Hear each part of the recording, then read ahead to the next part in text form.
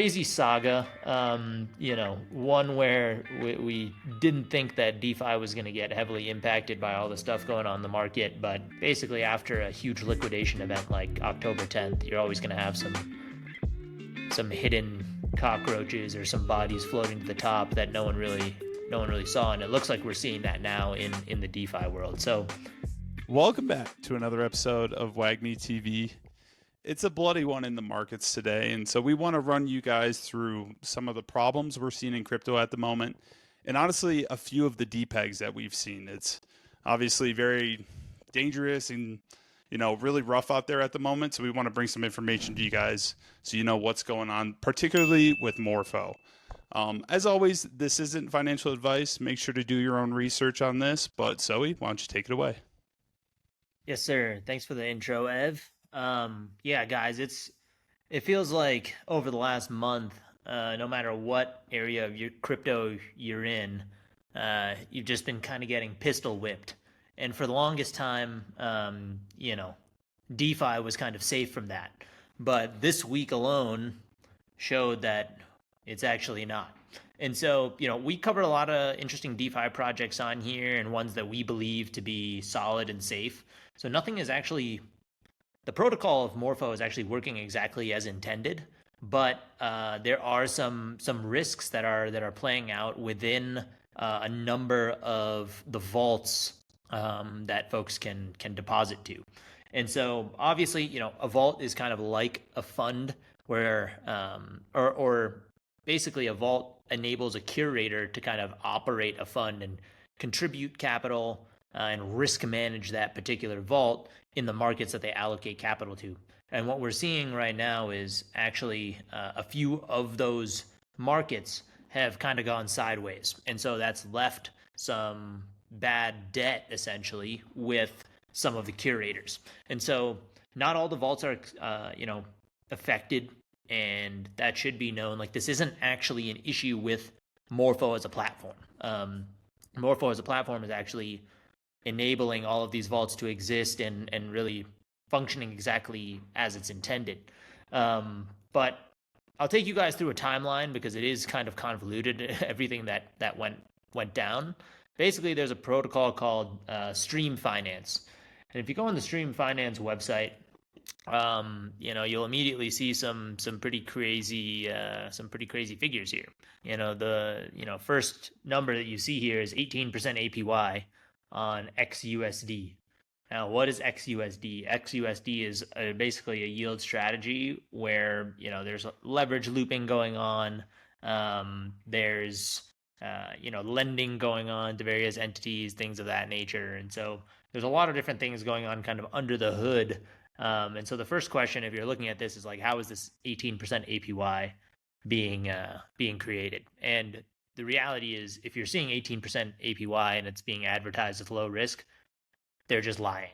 So that's basically where it all begins is Stream and their XUSD kind of yield bearing stable coin that's going out and accruing yield through various avenues.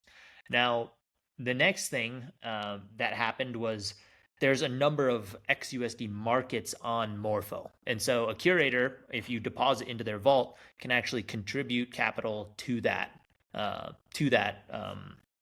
basically lending to that market, which can then be used for leverage looping and all of those sorts of things.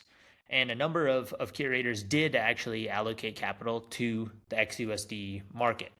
Now, that was all well and good, and things were running as expected, obviously high risk, but still fine, until this announcement on November 3rd, where Stream Finance comes out and says an external fund manager overseeing Stream funds disclosed a $93 million loss, right, in Stream assets. So all of a sudden, panic sets in essentially. 382 million in total deposits, and we're saying basically a quarter of those are now gone, right? So, like, definitely not what you want to hear. So that was really the first thing that set off, I would say, panic within the market.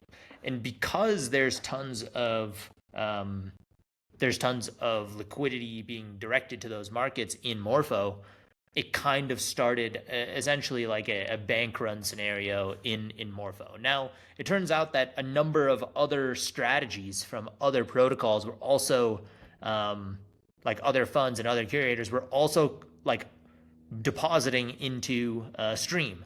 And so all of those had to get unwound. So you basically had a huge unwinding event over, call it, the last 24 hours that has put a lot of heat on Morpho and the ecosystem, as well as some of the curators that weren't doing a prudent job of risk management.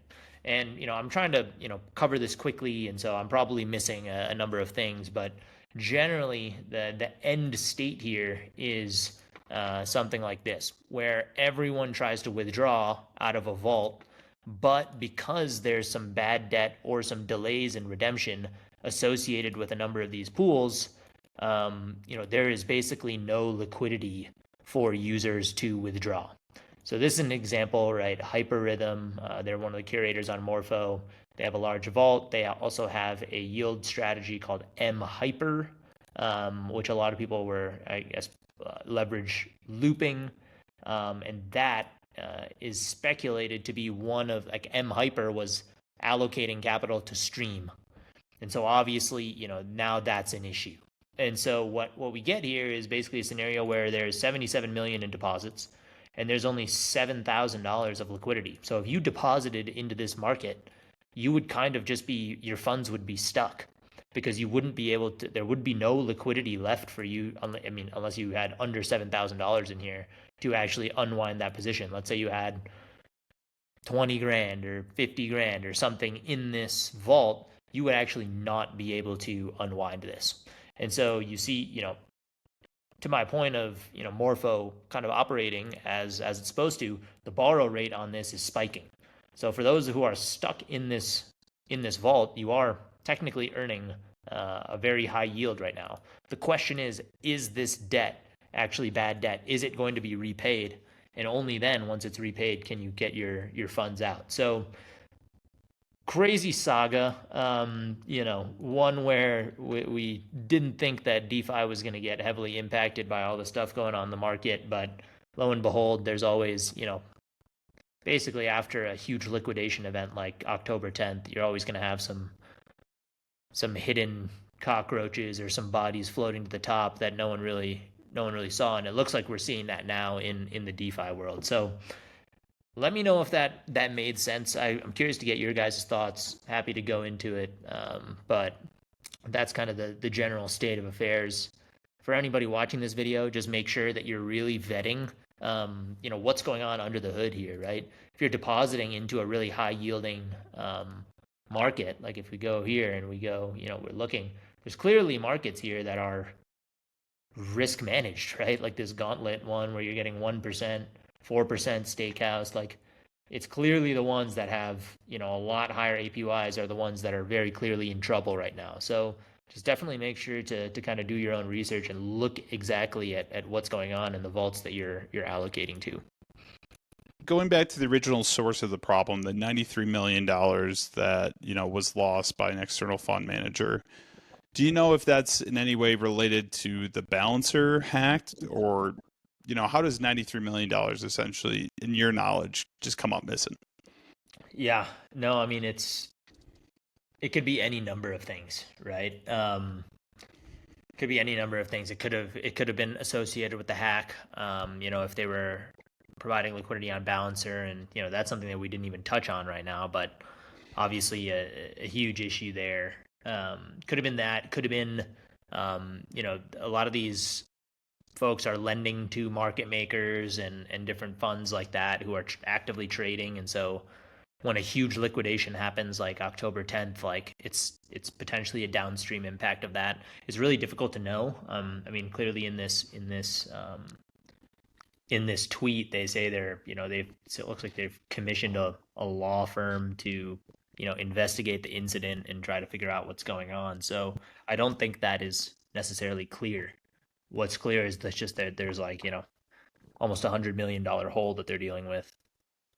Yeah, and I think that's a good point, that flash crash that we had 1 month ago, although it was so quick, there could be, knock-on effects from there. And this could be one of those that, doesn't get discovered for a month later, but man, when it does, it has some real impact. Mm-hmm. Mm-hmm. 100%.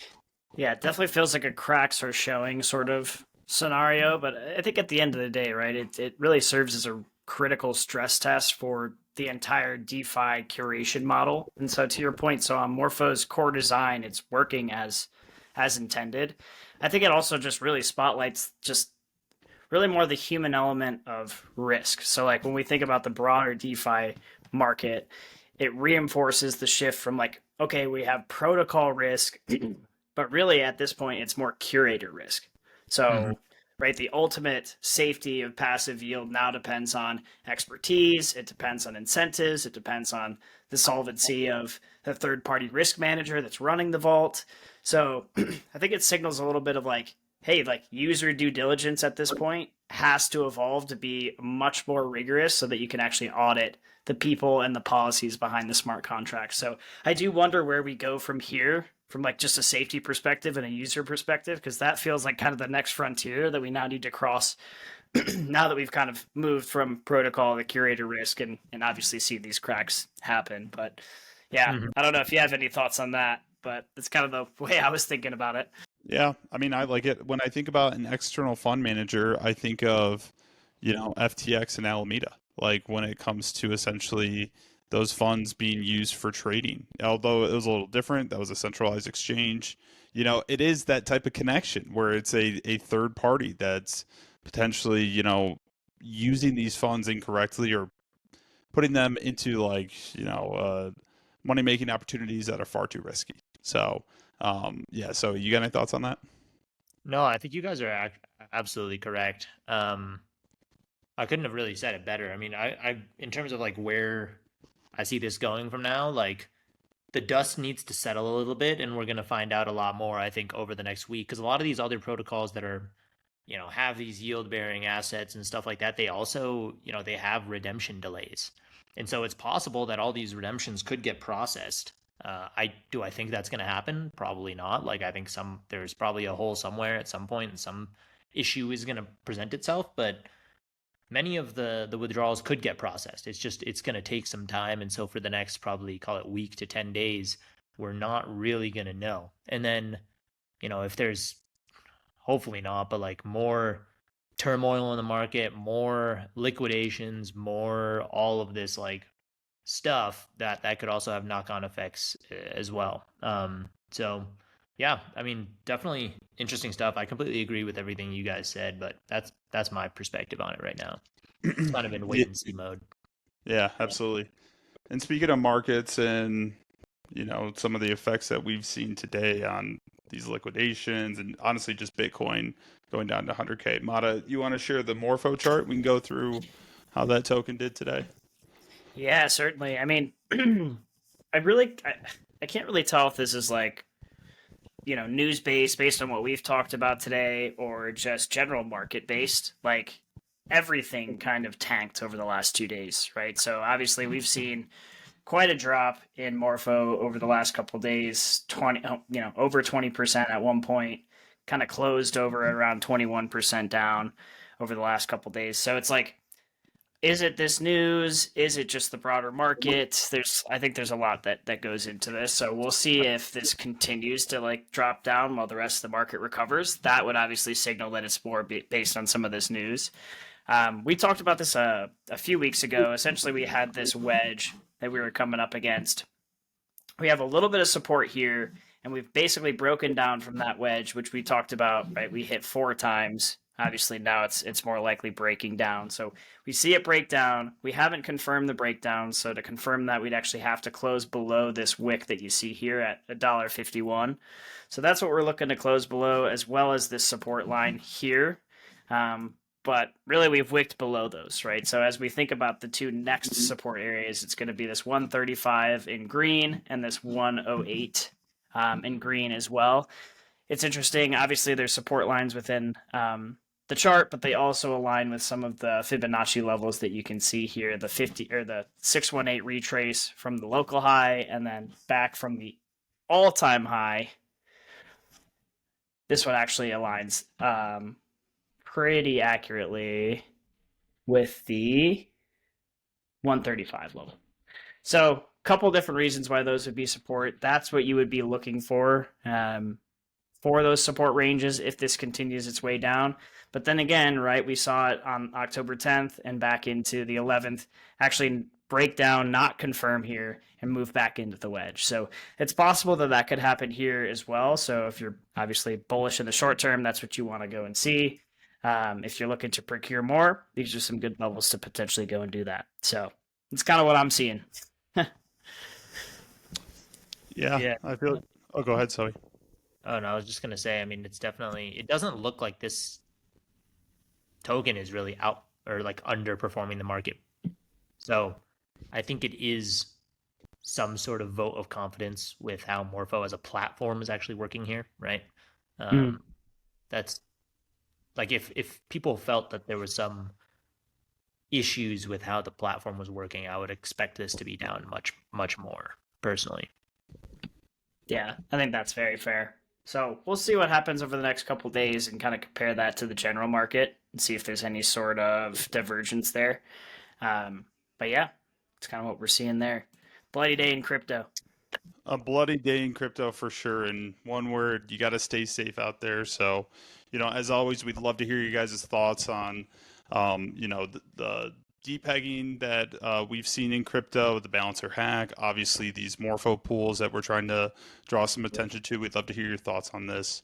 Like we said, stay safe out there, and feel free to like, comment, and subscribe to get more of this information from us. But as always, we'll catch you next week. Wagmi.